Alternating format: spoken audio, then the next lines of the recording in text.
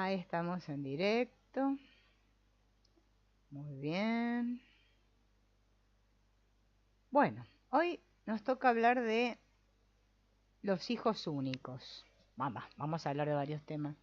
A ver si le damos el cierre a este libro, ¿no? De cuál es tu lugar en tu sistema familiar. Depende del orden del número de hermanos que seas, en el que naciste. Si tenés hermanos o no tenés hermanos. Cómo son las características de tu personalidad. En este caso vamos a hablar hoy de los hijos únicos. El hijo único, ¿no? Se han hecho muchas investigaciones acerca de qué ventajas o desventajas tiene ser hijo único, ¿no? Es probable, ¿no?, que hoy en día haya más hijos únicos que antes, porque es como que la gente ya no tiene tantos hijos como tenía antiguamente. O sea que ha aumentado la cantidad de hijos únicos. Pero los hijos que no tienen hermanos tienen el mejor y el peor de todos los mundos posibles. Son, a perpetuidad y simultáneamente, el mayor súper triunfador y el pequeño súper mimado de la familia. Como resultado, tienen muchas de las características de un hijo único y, sin embargo, incluso siendo adultos, pueden seguir siendo pequeños en más de un sentido. Parecen mucho más pequeños de lo que son los hijos únicos, incluso aunque tengan una edad avanzada. No sufren esto de sentirse desplazados por la llegada de hermanos, entonces siempre tienen como la postura o la posición del hijo favorito. Sus padres lo consideran algo lo más preciado, ¿no? Y como nunca han tenido que compartir sus padres con otros hijos, saben que pase lo que pase, su posición en la familia está asegurada.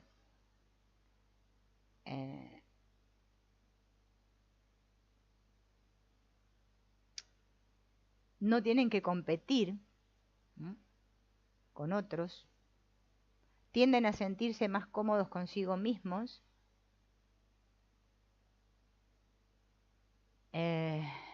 Si no consiguen que una persona les preste atención, la atención que quieren, no es probable que se esfuercen por conseguirla, sino que van y buscan a otro. El hijo único absorbe las características de la posición que le corresponde en el orden de nacimiento al progenitor de su mismo sexo.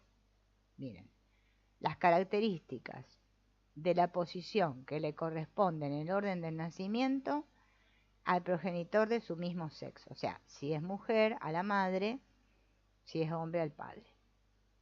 Por ejemplo, una hija única cuya madre sea una hermana menor de hermanas puede ser más inconsciente y coqueta que otra cuya madre sea una hermana mayor de hermanos. El hijo único puede parecerse mucho al progenitor de su mismo sexo, mientras no se encuentre con alguna dificultad o problema que haga aflorar las características de hijo único. Al mismo tiempo, los hijos únicos tienen para ellos solo al progenitor del sexo opuesto y pueden identificarse más con él o ella de lo que sucede con niños que tienen hermanos. Y sin hermanos ni hermanas que les refuercen el papel sexual, los hijos únicos tienden con frecuencia a ser más andróginos que otros niños. Tienden a competir con el progenitor del mismo sexo para lograr la atención y el afecto del otro progenitor, y con frecuencia ganan, sobre todo si en la pareja hay problemas. Algunos investigadores sostienen que el comportamiento incestuoso está más difundido en las familias de un solo hijo. Cuando un varón que es hijo único pasa más tiempo con su madre que el propio padre, puede convertirse en la pareja de este muchacho, no la madre. Y puede ser que todo el tiempo después viva muy apegado a su mamá. Puede suceder que en su esfuerzo por hacer que el hijo sea el digno representante de sus capacidades de educación, le impongan una disciplina más estricta, como que los padres tienden a que ese hijo sea perfecto.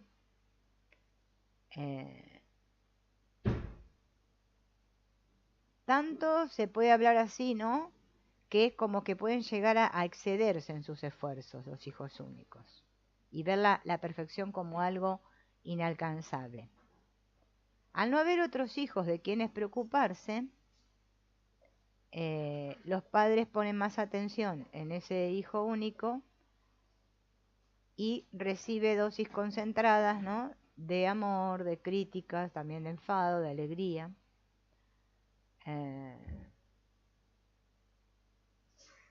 Bien.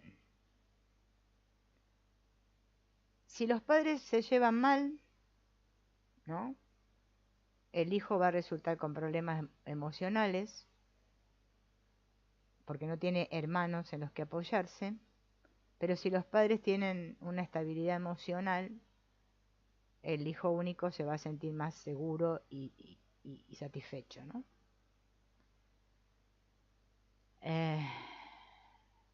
Algunos hijos únicos procuran evadirse un poco de están rodeados de adultos, ¿no? Una alternativa es retraerse y mostrarse como independientes. Puede ser que intenten hacer las cosas justamente que sus padres dicen que no hagan. Se sienten como que ellos no necesitan ayuda. Esta es una manera de evitar sentirse sobreprotegidos. Estos niños no aceptan las críticas, los hijos únicos. Tienen la impresión de que sus padres, ¿no?, quieren las cosas perfectas. Entonces hacen las cosas muchas veces, las vuelven a repetir hasta que les sale bien.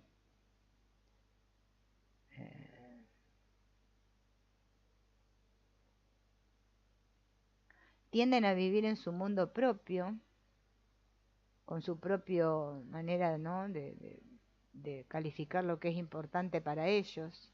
Les cuesta compartir.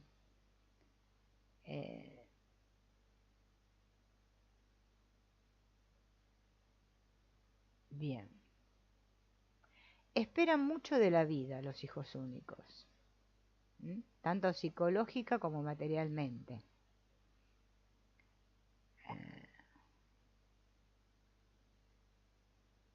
Tampoco son piadosos, o sea, como que necesitan que sus necesidades se satisfagan. Ingrid Bergman, que es una actriz, ¿no?, que fue hija única, cuenta que una vez, cuando le pidió a su padre una corona, que es una moneda, ¿no?, un dinero, no una corona de las que se pone en la cabeza, ¿no?, el papá le dio un puñado de coronas. Entonces ella le dijo: papá, no debes hacer eso, no debes malcriarme. ¿Bien? Solamente tienes que darme una corona por semana. Pero el padre insistió y la niña aceptó todas las coronas que le daba su padre para complacerlo.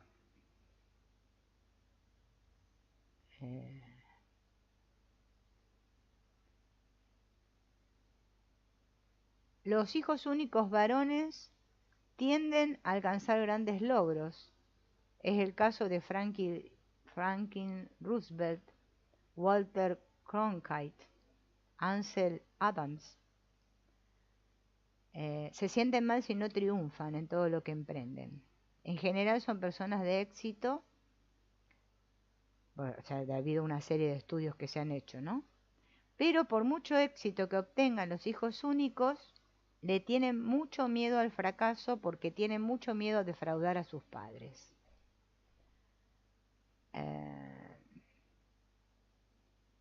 Son muy hábiles en el uso de la imaginación, porque como tuvieron que aprender a jugar solos, ¿no?, siempre a hacer sus juegos solos, Es como que están acostumbrados a jugar solo con ellos mismos y a imaginarse muchas cosas. Eh, bien. Eh, los hijos únicos pueden ser excelentes en cosas de adultos y tener intereses muy variados, pero no ser tan buenos en cosas de niños y sentirse fuera de lugar cuando están con otros niños. Por ejemplo, es probable que reciban su primera bicicleta más tarde que otros niños. Experiencias así pueden hacer que más adelante se sientan en posición un poco desventajosa. Eh, son buenos observadores.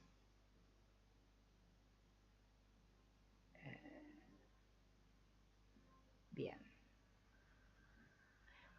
Para los hijos únicos que nacieron en los años 60, hay que tener en cuenta otro factor importante. Antes del cambio de estilo de vida de los años 60 a los 80, cuando muchas parejas en las que ambos trabajaban, ¿no?, empezaban a decidir que no podían permitirse tener más de un hijo,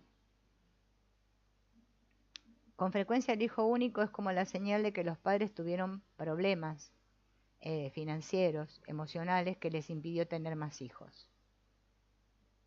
Y si en el hogar había problemas, estos debían además influir de manera significativa sobre la evolución de la personalidad del único hijo. Bien. Alfred Adler, un psicólogo, ¿no?, a comienzos del siglo XX, decía que los hijos únicos crecían en una familia pesimista. A fines de siglo será más probable que el hijo único crezca en una familia feliz y que así ambos miembros de la pareja puedan tener su profesión. ¿Cómo es un hijo único cuando se casa, o sea, con su cónyuge? Les cuesta arreglarse en las relaciones íntimas porque le cuesta aceptar o entender los cambios anímicos de los demás. Al ser ellos tan organizados, pulcros y puntuales, tienen problemas si su cónyuge llega a ser desordenado y todo esto. No les gusta cambiar sus planes, o sea, si tienen el plan de hacer una cosa, se muestran muy inflexibles si la pareja quiere cambiar de planes. Les cuesta aprender a negociar, compartir. Bien. Les cuesta mucho perdonar y perdonarse a sí mismos.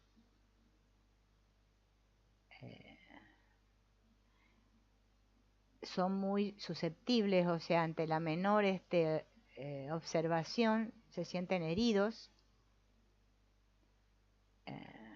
Están acostumbrados a que todo marche sobre ruedas, entonces cuando algo presenta un pequeño problema, ¿no?, para el hijo único es un desastre la vida.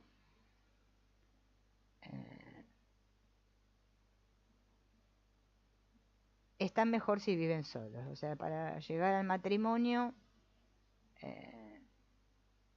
es una prueba dura para el hijo único. ¿Cómo son como padres los hijos únicos? Tienen dificultades para ser padres porque no tienen experiencia en el trato con otros pequeños, ¿no? Los hijos únicos son los que con mayor probabilidad no tendrán hijos o solo tendrán uno. Algunos, sin embargo, quieren compensar esta soledad de su niñez teniendo varios hijos y después se dan cuenta demasiado tarde de que ser niño en una familia numerosa es mucho más fácil que ser padre o madre de una familia numerosa. Cuando llegan a tener hijos suelen descargar la mayor parte de la responsabilidad sobre el cónyuge. Esto puede funcionar bien si el cónyuge es un hijo o hija mayor, pero hay problemas si su cónyuge es hijo o hija menor, ¿sí?, o hija única. Bien. ¿Cómo son los hijos únicos como amigos? cómo funcionan. Tienden a tener solo un amigo íntimo, aunque puedan aferrarse a una persona para escapar. Igualmente ellos están mejor solos.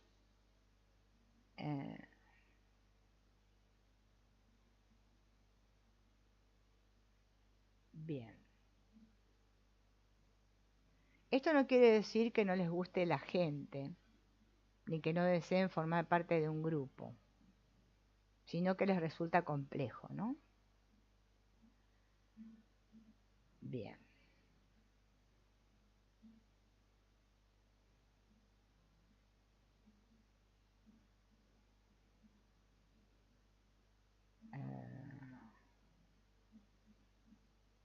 Bien.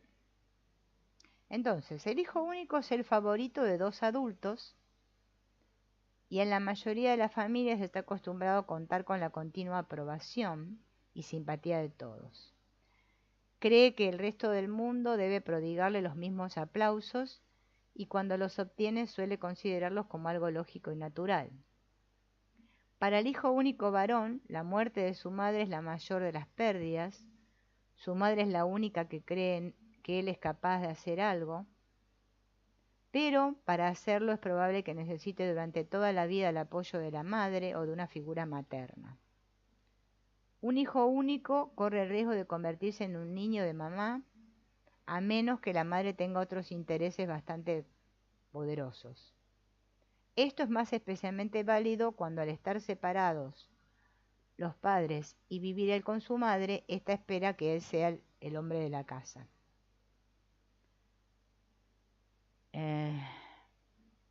Bien. ¿Cómo es el hijo único varón, ¿no? Como pareja, el hijo único puede tomar o dejar casi cualquier tipo de mujer. Entre todos los demás órdenes de nacimiento, este es el que con mayor probabilidad permanecerá soltero. En realidad no está hecho para ninguna relación de pareja y está acostumbrado, ¿no? A que él sea como el hombre de la casa, ¿no? Bien, no sé qué pasó acá. Y que lo dejen hacer lo que él quiera. Bien.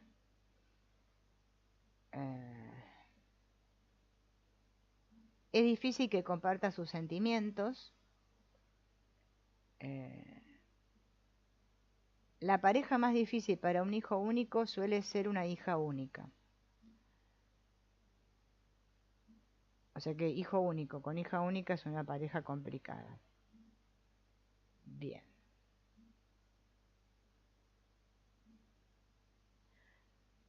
Como padre, ya lo dijimos, le delega toda la responsabilidad a la mujer, el hijo único, cuando es padre, que la mujer sea la que se ocupa de los hijos. Como amigos, los amigos no son tan importantes para un hijo único, pero con una... le gusta como tener a una persona mayor que él, ¿no? Que lo apunte. Si encuentra un amigo así. Porque siente que no tiene que competir.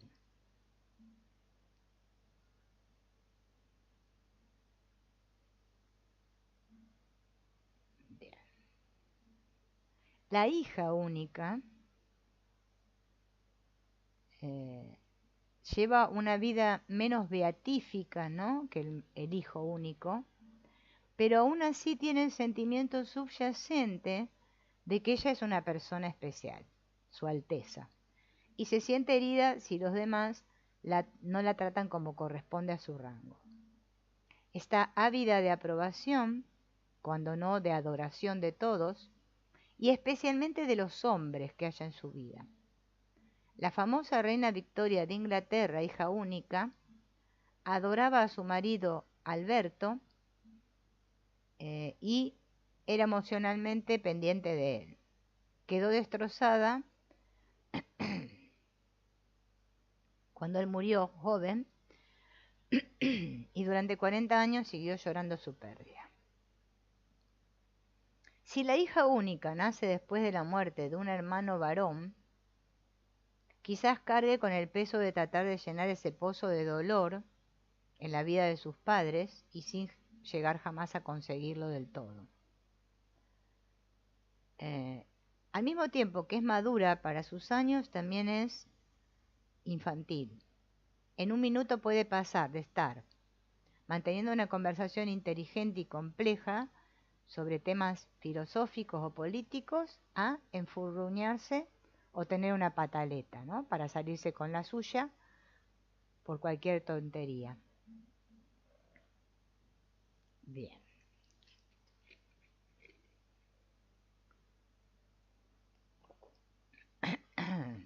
Como cónyuge, una hija única a menudo va a depender emocionalmente del hombre. Sin embargo, el hombre que escoja, generalmente ella la que la escoge, no él, tiene que ser flexible, bonachón y afable. ¿Mm?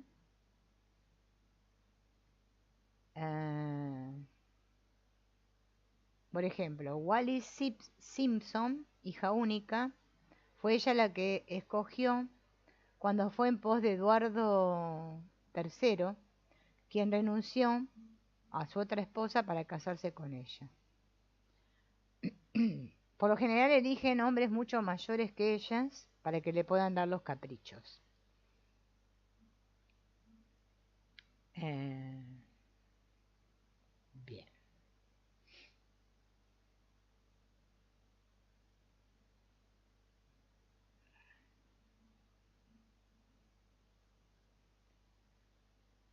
Como amiga, la hija única, es probable que las amigas de esta mujer sean hermanas, de hermanas o medias, o medio hermanas del medio, ¿no? O hermanas menores.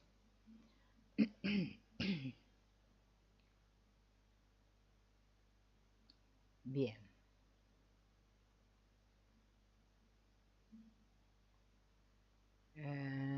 Bueno, acá dan unos ejemplos.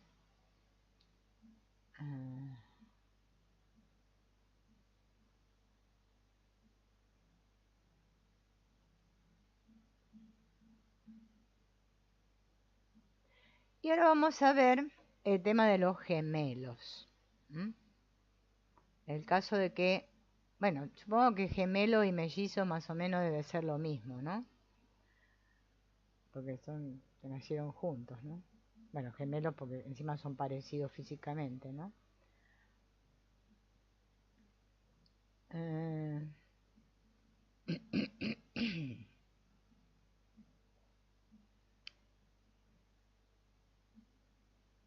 Bien. Dicen que los ultrasonidos revelan una información sobre los gemelos, de que muchos niños empiezan la vida intrauterina como gemelos, pero uno de ellos se pierde en las primeras etapas del embarazo sin que la madre se dé cuenta. O sea, que parece ser que podemos quedar embarazadas de gemelos y resulta que en las primeras etapas el gemelo se pierda, desaparezca, ¿no? Bien.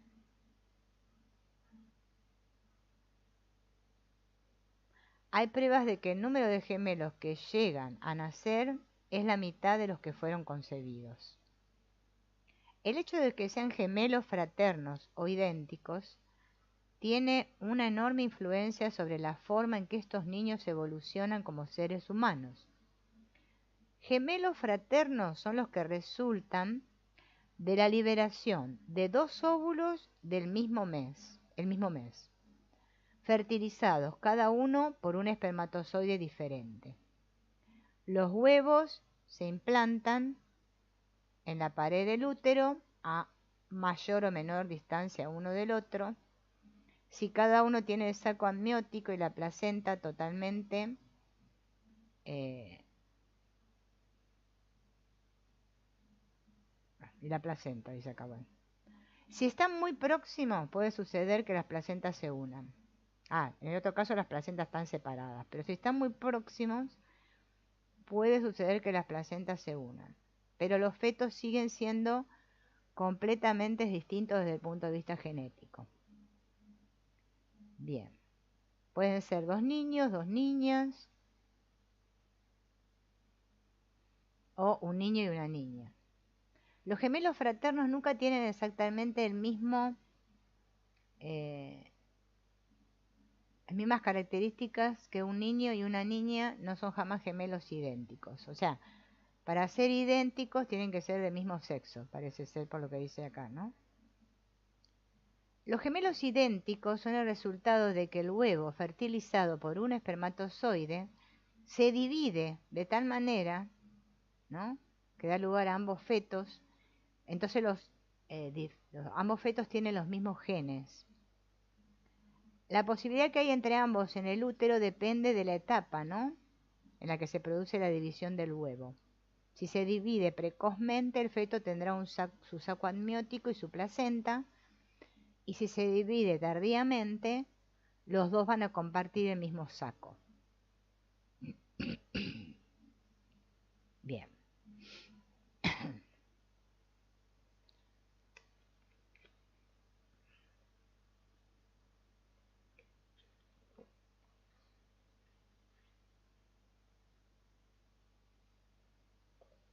Bueno, acá dice que una mujer de 40 años tiene más probabilidades de tener gemelos que una de 20.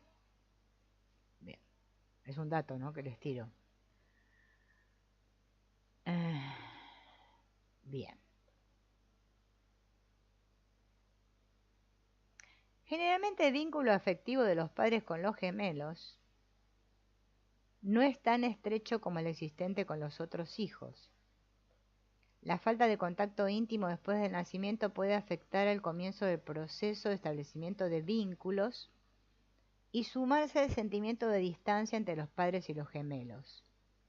De recién nacidos, los gemelos pueden parecer más raros que los demás bebés, ya que son sumamente delgados y arrugados y parecen deformes. Debido a que han aparecido en escena antes de tiempo, es natural que los bebés prematuros sean menos sensibles a los padres y que necesiten más tiempo para reaccionar de manera más satisfactoria, con una sonrisa o reconociendo la cara de su madre. Como resultado de esto, puede suceder que la relación con los adultos sea poco acentuada desde el primer momento. También es más difícil que una persona experimente y cultive simultáneamente 2 relaciones intensas de amor, de modo que puede suceder que los padres necesiten más tiempo para aprender a amar a sus gemelos que el que necesitaron para los hijos que no son gemelos.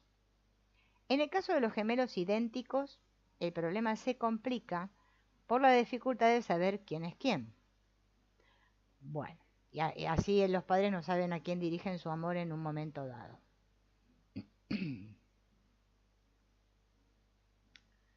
Bien. Estos gemelos después son justamente personas que buscan un alma gemela cuando se hacen adultos, ¿no? Bien.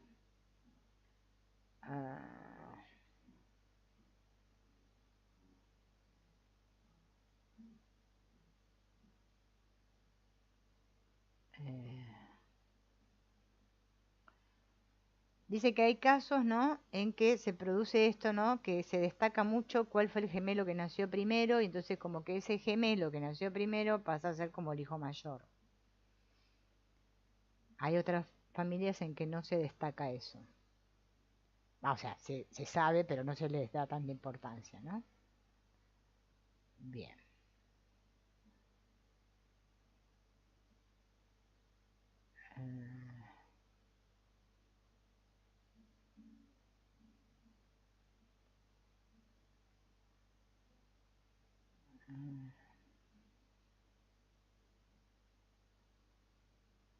Bien.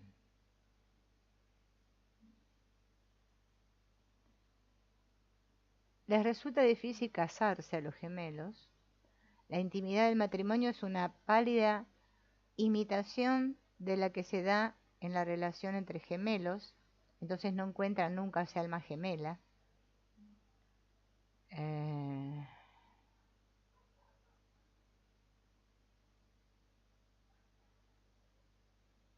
Bien.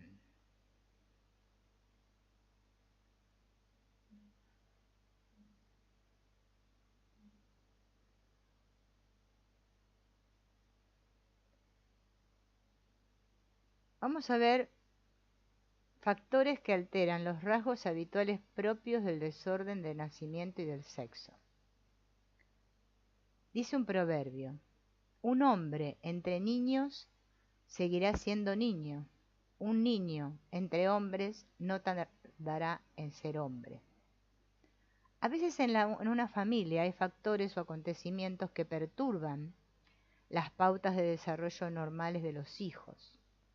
En estos casos, no menos probable que estos presenten los rasgos de personalidad presentes comúnmente en otros niños de su mismo sexo y orden de nacimiento. Estos factores extraordinarios vienen acompañados generalmente por alguna dificultad en la familia, como puede ser la muerte precoz de uno de los padres o de un hermano, o una gran intensidad emocional en la familia. Cualquiera de estas situaciones alteraría las características de personalidad de algún o de algunos hijos. Las variantes también pueden estar causadas por desviaciones más positivas de los que suele ser el funcionamiento promedio de una familia. Por ejemplo, los padres que tienen suficientemente superados sus propios estereotipos de papel tradicional atribuidos a las personas según el sexo, pueden influir en este aspecto de la evolución de sus hijos. Sus hijas, por ejemplo, estarán más interesadas en seguir una carrera que las mujeres de su mismo orden de nacimiento.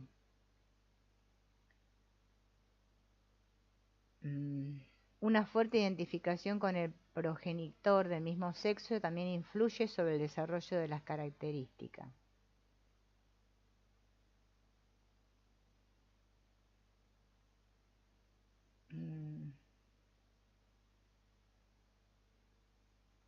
¿Qué sucede cuando los niños pierden los padres en la infancia, ¿no? Ya sea el padre o la madre, ¿no? Esto tiene tal influencia sobre los niños que puede alterar de forma drástica el desarrollo de las características típicas de su sexo y orden de nacimiento. Los hijos mayores, que están entre esos límites de edad, son generalmente los más afectados por la pérdida del padre o la madre. Se dan más cuenta de lo que sucede, y además como tuvieron una experiencia más larga con el padre, ¿no? Añoran más a sus padres. El niño que es muy pequeño, cuando pierde a sus padres, puede suceder que con los años sienta los efectos, ¿no?, de la forma que los otros vivieron, teniendo padre y él sin tener padre o madre, ¿no? Hablamos de pérdida en cuanto a la muerte, pero también puede ser un divorcio, ¿no? O no sé, que tiene que estar mucho tiempo hospitalizado uno de los padres también.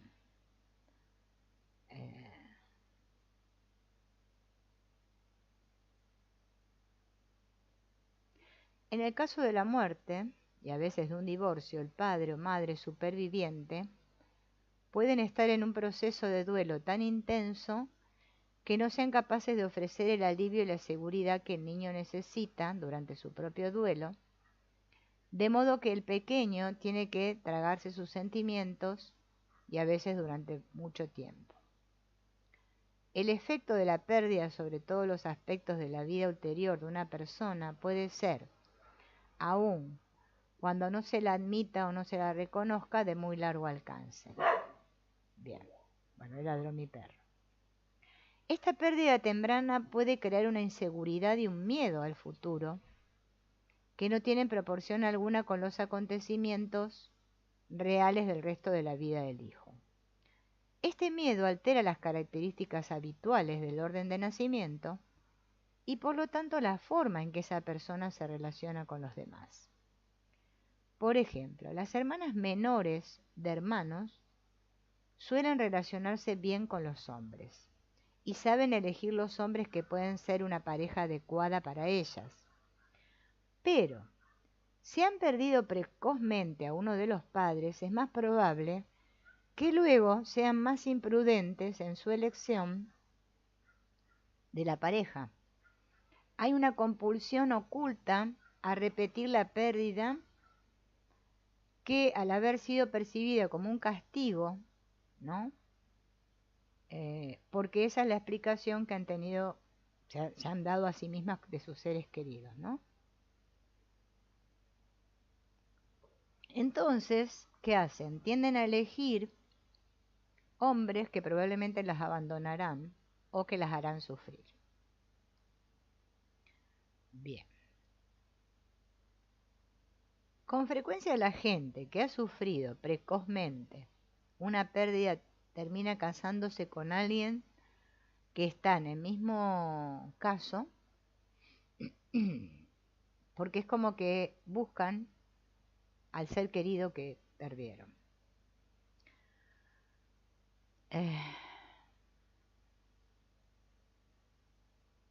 Bien.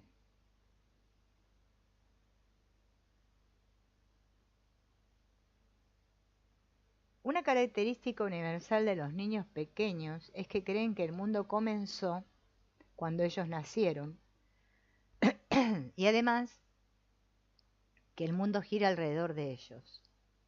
Esto no solo les da una sensación de poder, sino que también los lleva a pensar que todo lo que sucede es responsabilidad de ellos.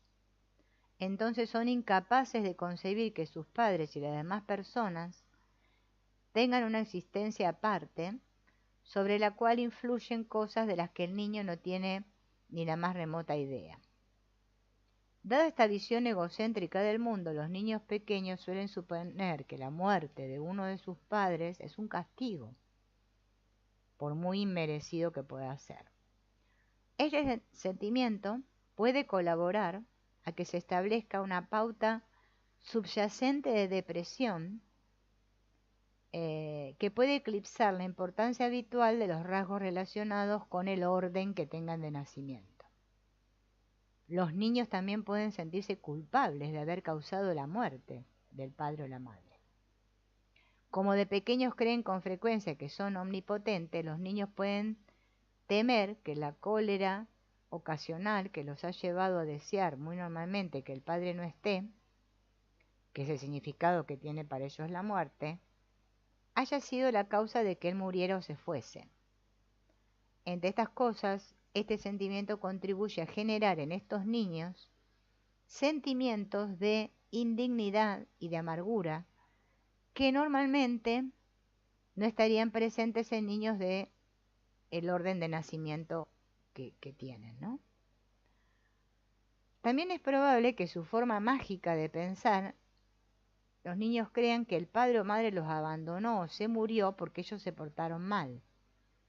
Esto puede ser causa de que un hijo menor, que es travieso, se convierta en una criatura sometida y pasiva. O bien puede pasar que un hijo mayor, que normalmente se portaba bien, renuncie sin más ni menos al intento de ser bueno, porque no le sirvió de nada. Entonces ahora se va a volver un travieso, porque por más bueno que fue, papá o mamá se murieron.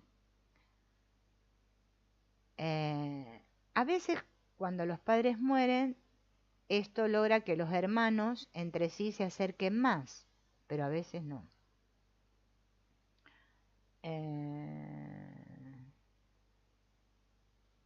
Bien.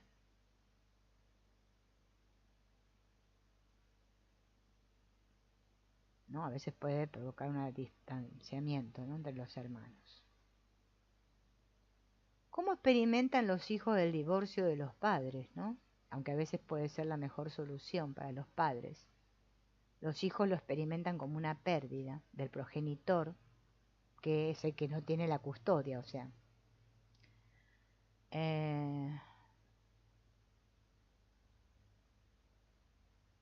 Si el padre divorciado pierde contacto con el hijo, o los padres no superan la etapa de las peleas, es muy probable que el niño sufra un golpe de efectos más duraderos, ¿m? Más doloroso que si se hubiese muerto uno de los padres. El abandono voluntario de uno de los padres puede ser sumamente amenazador para los niños pequeños que creen que ellos son la causa de todo lo que está pasando entre sus padres. Tal como pasa con una muerte, es posible que se sientan culpables, ¿no? Porque sus padres se separaron.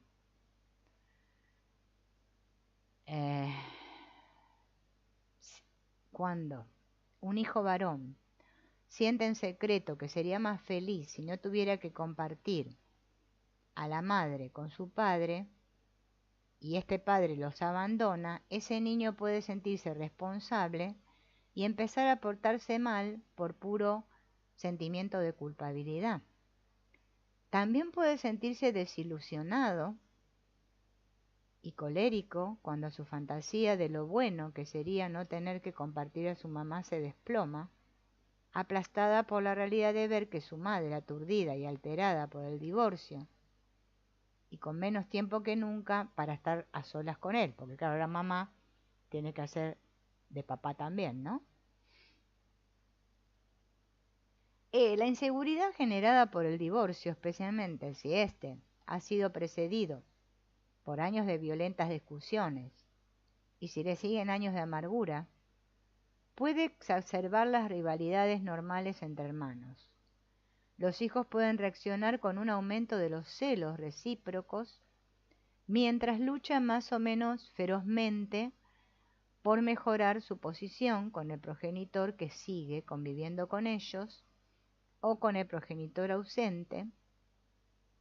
Entonces se les hace aún más importante obtener un buen bocado de la reducida falta de atención parental de que disponen todavía. Las pautas de comportamiento relacionadas con el orden de nacimiento pueden exagerarse y hacerse más rígidas, y se observará que los mayores se vuelven más obsesivos y más dominantes, y entre los menores van en aumento la rebeldía y la irresponsabilidad. Los hermanos suelen culparse unos a otros del alejamiento del padre o de la madre, haciéndose la hostilidad entre ellos recíproca.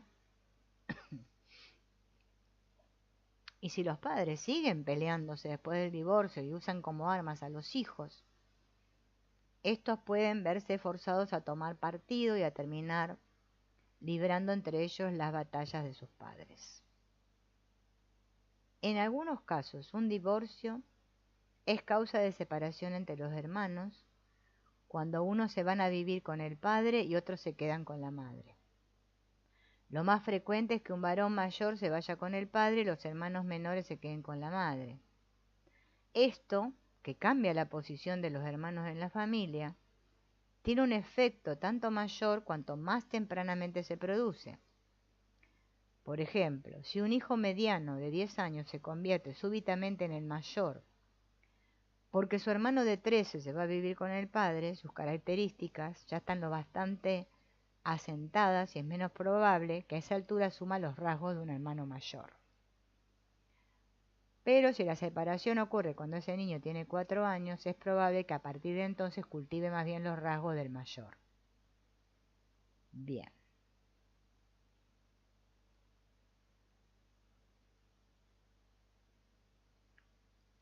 Entonces, esperen, ¿eh?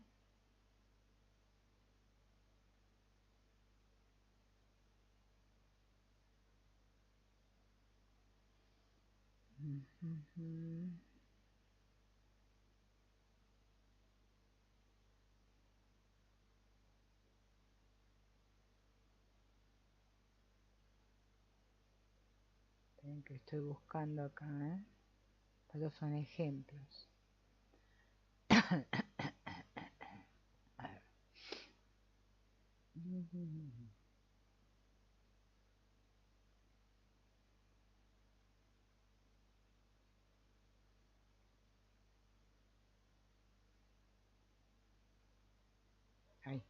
Acá que se me pasa con esto.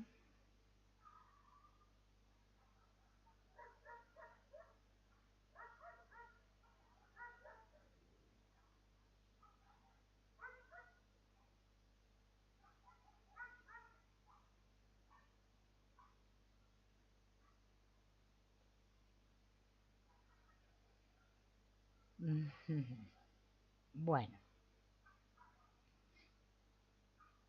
acá hay un cuestionario, pero es larguísimo, para ver cómo es la relación con nuestros hermanos, pero es más largo que no sé qué. Bien.